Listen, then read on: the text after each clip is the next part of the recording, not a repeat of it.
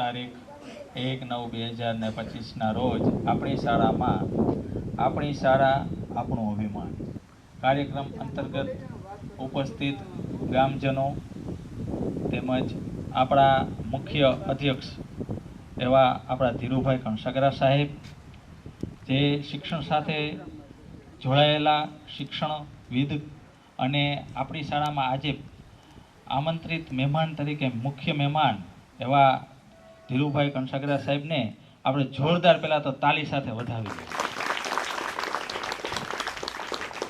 આજે આપણા ગામનો એ ગૌરવ બનીને આવ્યા છે કે આપણા ગામને અને આપણા સંસ્થા છે એ આ સંસ્થાના પાયા ઘણા જૂના છે અને તેના વિશે અને શિક્ષણમાં કઈ રીતે આગળ વધી શકાય તે વિશે આપણને માર્ગદર્શન આપશે. આપણી શાળા 1927ના રોજ આપણા ગામ ચાપાબેરાજામાં આપણી પ્રાથમિક શાળાની શરૂઆત થઈ. તો 1927થી અત્યાર સુધી ઘણા બધા વિદ્યાર્થીઓ આ શાળામાંથી ભણીને ગયા છે અને એ આપણું ગૌરવ છે કે એ બધા ભણીને ગયા છે. તો એ આજે અલગ અલગ ક્ષેત્રમાં અલગ અલગ જગ્યાએ તેઓ વિકાસના પંથ ઉપર આગળ વધી રહ્યા છે.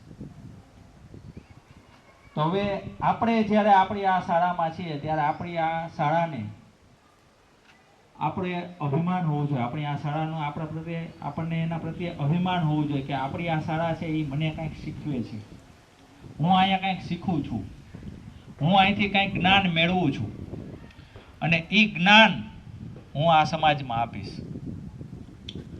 જો સામે ચેર ઉપર બેસાડેલા આપણા વિદ્યાર્થીઓ જે તમે જોવો છો અત્યારના, તે બધા ઋષિઓના બેનર સાથે ચેર ઉપર બેઠા છે.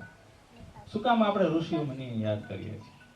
કારણ કે આપણી જે સંસ્કૃતિ હતી તેના પાયાના ઘડતરવાળા આ બધા ઋષિઓ હતા.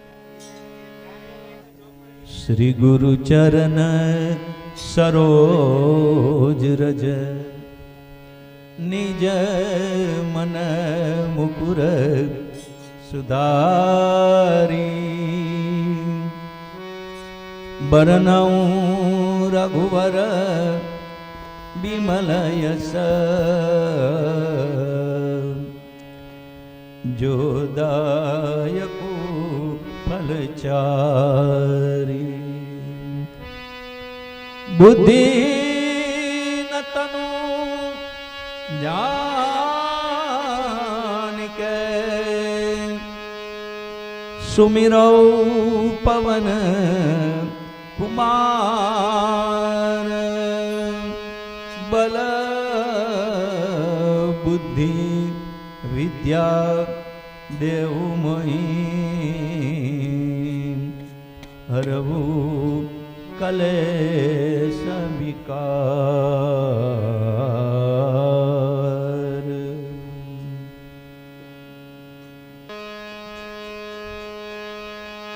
जय हनुमान ज्ञान गुण सागर जय कपीस तिहु लोक उजागर रामदूत अतुलित बल धामा अंजनी पुत्र पवन सुत नामा महावीर विक्रम बजरंगी. સર્વ મહેમાનશ્રીઓનો ત્યારબાદ દીપ પ્રગટ્ય બાદ આપણે આપણા કાર્યક્રમને આગળ ધપાવતા સૌ પ્રથમ આપણા જે નાના ફૂલકાઓ સવારથી તૈયાર થઈને બેઠા છે તો તેમને હું નમ્ર વિનંતી કરીશ કે તેઓ જે બન્યા છે આજે ઋષિ બનીને આવ્યા છે તો એ ऋषि વિશેનો પરિચય આપે. हमें ऐसी शिक्षा चाहिए जिससे चरित्र का निर्माण हो, मन की शक्ति बढ़े, बुद्धि का विकास हो, और मनुष्य अपने पैर पर खड़ा हो सके, મારું નામ છે જાડેજા હિતેશ્વરીબા ભરતસિંહ. હું તમને આજે કશ્યપ ઋષિ વિશે થોડુંક કહીશ. પુરાણ પ્રમાણે બ્રહ્માના 10 પુત્રોમાંના મરીચીના તેઓ એક પુત્ર છે. એમને પ્રજાપતિ તરીકે પણ ઓળખવામાં આવે છે. આજે પણ ધાર્મિક વિધિ વખતે જો કોઈને એના ગોત્રની જાણ ન હોય તો કશ્યપ ગોત્ર તરીકે ઓળખ અપાય છે. તેમને ઘણી પત્નીઓ હતી. એવું કહેવામાં આવ્યું છે કે તે પત્નીઓ થકી દેવતા અને દૈત્યોની ઉત્પત્તિ થઈ છે. બાકી બધી પત્નીઓ અલગ અલગ જીવોની ઉત્પત્તિ થઈ હોવાનું માનવામાં આવ્યું છે. મારું નામ જાડેજા સાક્ષીબા કુમારસિંહ. આજે હું અત્રિ ઋષિ વિશે થોડુંક કહીશ. અનુસૂયાની કથા તો તમે સાંભળી જ હશે, જેમને બ્રહ્મા, વિષ્ણુ અને મહેશને પોતાના તપના પ્રભાવથી નાના બાળક બનાવી દીધા હતા. અત્રિ ઋષિના તેઓ પત્ની હતા. અત્રિ ઋષિ દત્તાત્રેય અને ધ્રુવાસા ઋષિના પિતા છે. માનવામાં આવે છે કે શ્રી રામ, લક્ષ્મણ અને સીતા વનવાસના સમયે અત્રિ ઋષિના આશ્રમમાં જઈને રોકાયા હતા. મારું નામ જાડેજા ભૂમિકા. આજે હું ભરદ્વાજ ઋષિ વિશે કહીશ. ભરદ્વાજ ઋષિ એના પિતા અને અશ્વત્થામાના દાદા હતા. તેઓ કૌરવના અને પાંડવોના ગુરુ હતા. તેઓએ વૈમાનિક. મારું નામ જાડેજા ધર્મિષ્ઠાબા ધર્મેન્દ્રસિંહ છે. આજે હું તમને વિશ્વામિત્ર વિશે થોડુંક કહીશ.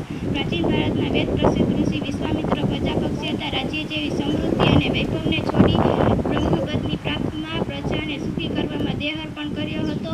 ક્ષણિક વસ્તુઓ તેમના માટે તુચ્છ હતી. તપ અને મનુષ્યનું કલ્યાણ કરવું એ જ તેમનું પ્રિય કાર્ય હતું.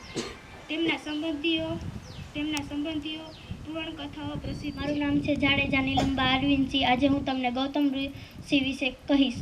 ગૌતમ ઋષિ એ સમર્થ બ્રહ્મર્ષિ તરીકે પૂજનીય છે. ગૌતમ ઋષિને ન્યાયશાસ્ત્રના પંડિત કહેવામાં આવે છે. રસાયણ વિજ્ઞાન સહિતના જુદા જુદા વિષયોના તેઓ જ્ઞાતા હતા. તે મહાન તેજસ્વી, તત્વજ્ઞ અને તીવ્ર બુદ્ધિના હતા. તેમની દીકરી અંજની એટલે હનુમાનજીના માતા. ગૌતમ ઋષિ એ હનુમાનજીના નાના થયા. મારું નામ જાડેજા રાજવીરસિંહ જગદીશસિંહ છે. જમગ્ન દિન બહુ તપસ્વી ઋષિ હતા.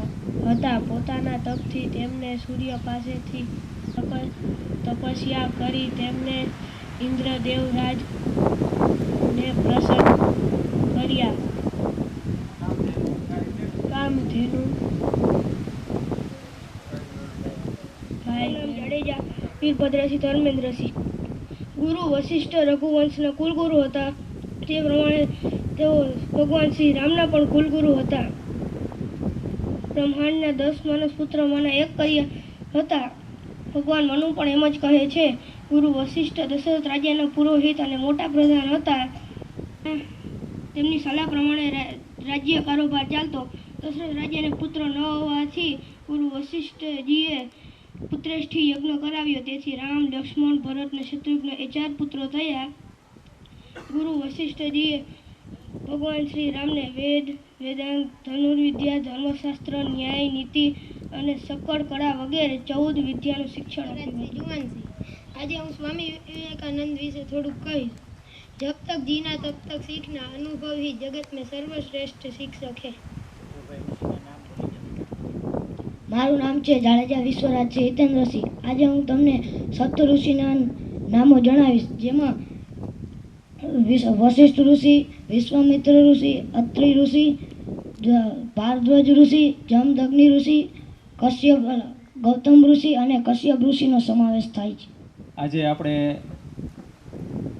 જે સપ્ત ઋષિ હતા તેના વિશે આપણે જાણ્યું. હવે ઋષિઓમાં પણ બીજા એક મહાન એવા ઋષિ દધીચી ઋષિ થઈ ગયા. દધીચી ઋષિને આજના દિવસે આપણે જરૂર યાદ કરવા પડે, કારણ કે તે ત્યાગ અને બલિદાનના ઋષિ કહેવાય. કારણ કે જ્યારે કૈલાસ ઉપર આક્રમણ થયું હતું ત્યારે એક વૃત નામનો એક રાક્ષસ હતો. એને બ્રહ્માજીનું વરદાન હતું કે વૃતને છે ને દિવસનાય ન મારી શકાય, રાત્રે ન મારી શકાય, કોઈ પણ પ્રકારના અસ્ત્ર શસ્ત્ર, લાકડાથી, કોઈ પણ પ્રાણીઓથી તેને મારી નહોતો શકાતો. ત્યાં વૃત નામનો રાક્ષસ બહુ ભયંકર રાક્ષસ હતો. ઇન્દ્ર પણ એનાથી ગભરાઈ ગયો કે હવે શું કરવું એમ.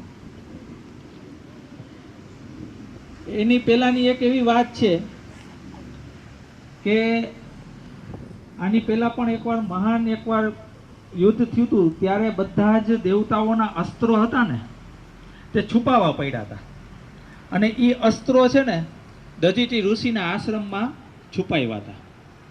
અને એ અસ્ત્રો બધાએ દધીચી ઋષિએ છુપાવવા માટે તેમને કમંડલ હતું એની અંદર બધા અસ્ત્રો લઈ લીધા હતા, અને એ બધા અસ્ત્રોનું છે ને એક પાણીની અંદર છે ને બધા અસ્ત્રો ઓગળી ગયા હતા, અને એ પાણી છે ને દધીચી ઋષિ પી ગયા હતા.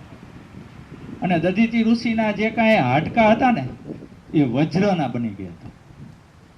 અને જ્યારે વૃતને મારવાનો થયો ત્યારે બધા દેવતાઓ તેમના પાસે આવે છે, શંકર ભગવાન પાસે પહેલા તો જાય છે કે શંકર ભગવાન હવે તમે અમારી મદદ કરો, એમ કે આ વૃત કોઈ હિસાબે મળતો જ નથી, કોઈ શસ્ત્રથી નથી મળતો, કોઈ દિવસે નથી મળતો, રાત્રે નથી મળતો, અને મારવો કેમ, અને એના વગર જો આપણે હારી જશું. ત્યારે શંકર ભગવાને કીધું કે ભાઈ આનો એક જ ઉપાય છે, અને તે છે દધીચી ઋષિ. અને બધા દેવતાઓ દધીચી ઋષિ પાસે જાય છે, અને દધીચી ઋષિને ખાલી રજૂઆત કરતા પહેલા જ ખબર પડી ગઈ છે કે મારું હવે અહીંયા કાર્ય છે ને હવે મારો સમય અહીંયા પૂરો થયો છે. એટલે દધીચી ઋષિએ એ જ ક્ષણે એનો દેહ ત્યાગી દીધો, અને દધીચી ઋષિના હાડકાથી એ વૃતનો સંહાર કરવામાં આવ્યો. કારણ કે એના હાડકા હતા એ હાડકા વજ્રના બની ગયા હતા. અત્યારના જે ઇન્દ્ર પાસે જે સૌથી પ્રખર અને શક્તિશાળી જે હથિયાર છે તે વજ્ર છે. એની વજ્ર છે એ કોનું છે? દધીચી ઋષિના હાડકાનું બનેલું છે. એટલે આવા ઋષિઓએ આપણે ત્યાગ આપ્યા છે, ત્યારે આપણા ભારત દેશ છે તે ઊભો થયો છે. એટલે આવા આપણા ગુરુઓ ઋષિ મુનિઓને આજની ક્ષણે આપણે યાદ કરવા